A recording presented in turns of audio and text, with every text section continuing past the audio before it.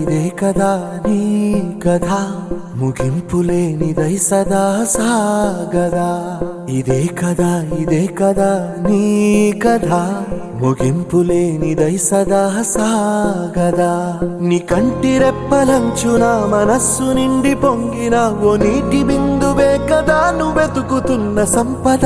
ఒక్కొక్క జ్ఞాపకానికి 100 ఏళ్ల ఆయువుందిగా, ఇంకెన్ని ముందు వేచనో అవన్నీ వెతుకుతూ పదా. మనుష్యులందు నీ కథ మహర్షిలాగా సాగదా. మనుష్యులందు నీ కథ మహర్షిలాగా సాగదా.